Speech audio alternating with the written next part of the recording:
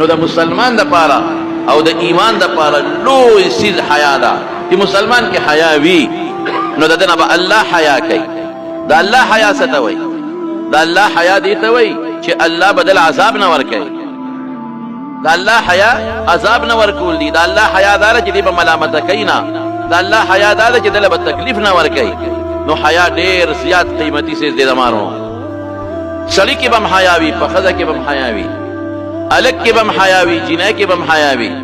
حیا به د خدای نه هم کوو، حیا به د مسلمان نه هم کوو، حیا به د مور نه هم کوو او حیا به د پلار نه هم کوو. دا ډېر قیمتي شی دی. نن سبا د مارونو زموږ معاشره کې بې حیایي زیاته شوې ده. هلکان حیا نه کوي، د پلار نه نه کوي، د استاد نه نه کوي، د مشر نه نه کوي.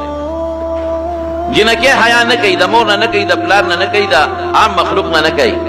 تاسو ګورئ په دې معاشره کې عموما زنانه بربنډې ګرځي او که شریعت ورته وایي چې پرده وکړه نو دا په موږ پابندي لګي. دا زموږ ژوند را کنټرول کوي. اسې نو تاسو نه تپوس کوم چې کوم څیز ډېر معزز او مکرمي او ډېر لوی د عزت شی وي هغه خلک پټ ساتي.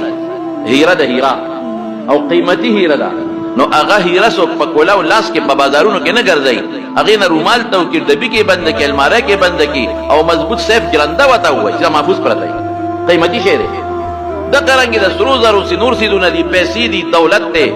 څوک لار کې کولاو نه ګرځي، خاورې دوړې به پرېوځي، غل به اغلا کړي، ډاکو به رانه وتښتوي. هغه محفوظ ساتي، پرده کې ساتي، هغه پټ ساتي، خلکو نه هم پټ ساتي، د غل نه، د ډاکو نه، عامو خلکو نه، د بدنظرۍ نه هغه محفوظ ساتي.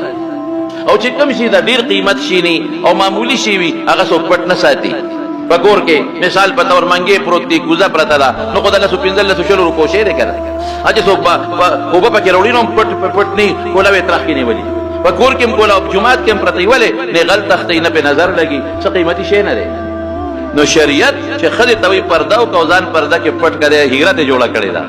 دا ښځه هیره ده، دا لال دی، دا مرجان دی، دا قیمتي شی دی. دا د ډېر قیمت او د عزت شی دی او د قیمت او د عزت شی خلک محفوظ او پټ ساتل غواړي. دا به کولاو نه ګرځي، غل به یې نه پیدا کړي. دا به کولاو نه ګرځي، ډاکو به یې نه ډاکه کړي. دا به کولاو نه ګرځي، بدنظره به یې نه واخلي. دا خو خطرناک، دا خو قیمتي شی دی، دا خو یو تحفه ده. نو شریعت ته غټه تحفه ګرځوي.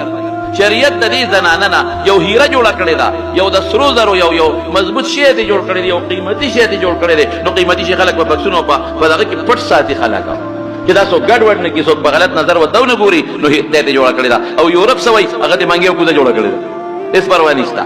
منګې د کېده په میز هر سړی به دې وبس کړي، کوزه د په میز د کېده هر سړی به دې وبس کړي. او که چا پټه کړه پروا نشته بله به وایي. هغې د دا شی جوړ کړی